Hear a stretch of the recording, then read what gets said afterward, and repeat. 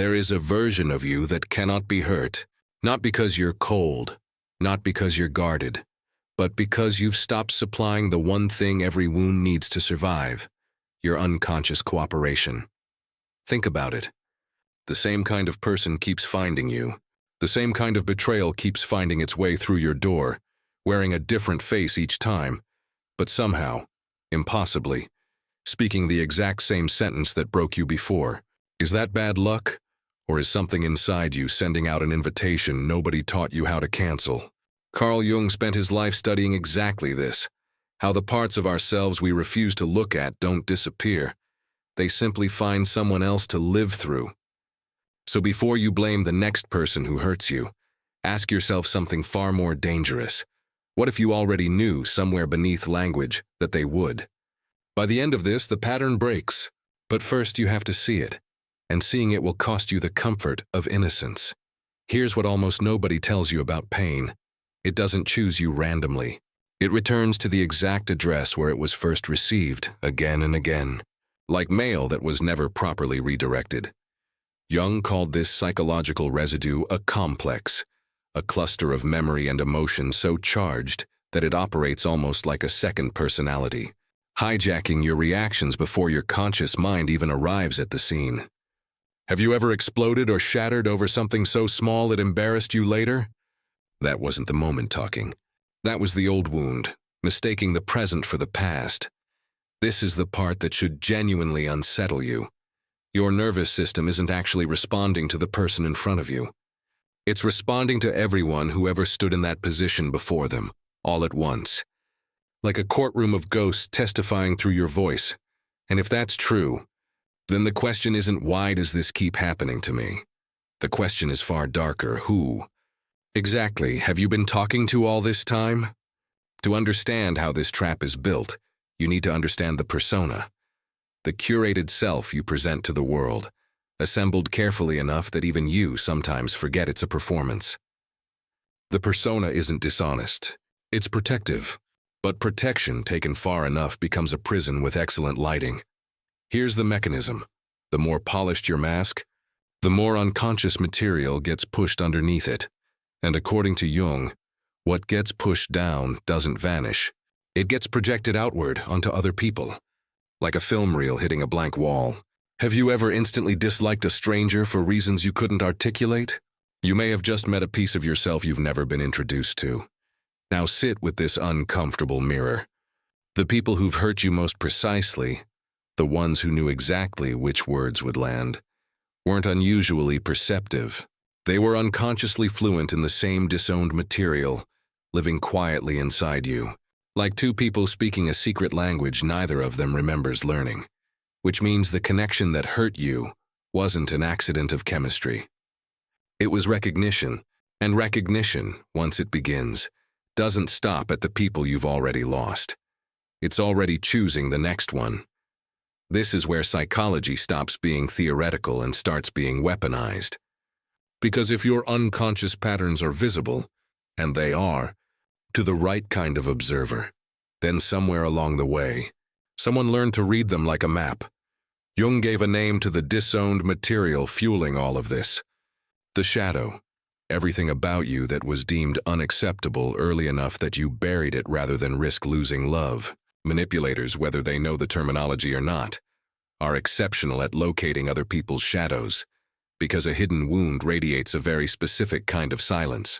Have you ever met someone who complimented the exact insecurity you never told anyone about? That wasn't a coincidence. That was a calculated guess that happened to land. Because your shadow has been broadcasting for years. Here's the cruel truth. Manipulation doesn't require cruelty as much as it requires accuracy. And the people most easily manipulated aren't the weak, they're the unaware. Awareness is the one variable no manipulator can manufacture around. Because the instant you can name what they're doing, the spell depends on language they can no longer control. This is why emotional intelligence terrifies people who operate through exploitation. It doesn't just protect you, it disarms them publicly in real time. And the disturbing realization underneath all of this is simple. You weren't targeted because you were broken. You were targeted because your brokenness was visible, and visibility in the wrong hands, becomes a blueprint. But something changes the moment you stop hiding from your own shadow. And Jung called that turning point individuation, the lifelong process of becoming a whole person instead of a curated performance of one. This isn't self-improvement. This is repatriation, calling every exiled piece of yourself back home, including the ones you were ashamed of. What happens to a manipulator's accuracy when the map they were reading no longer matches the territory? Their predictions fail, their compliments miss. Their pressure finds nothing soft enough to push against, because you've already excavated the soft places yourself, on your own terms, in private, long before they arrived.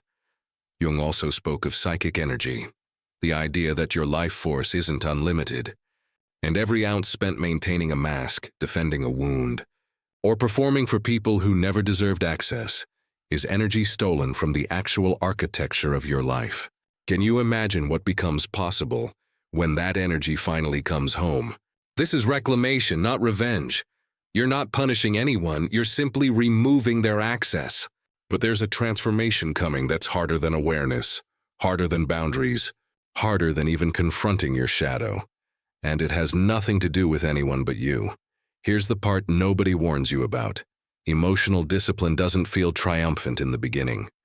It feels like grief, because the moment you stop reacting to provocation, stop over-explaining yourself to people who never wanted clarity, stop performing the version of you that kept the peace at your own expense, certain relationships simply stop functioning.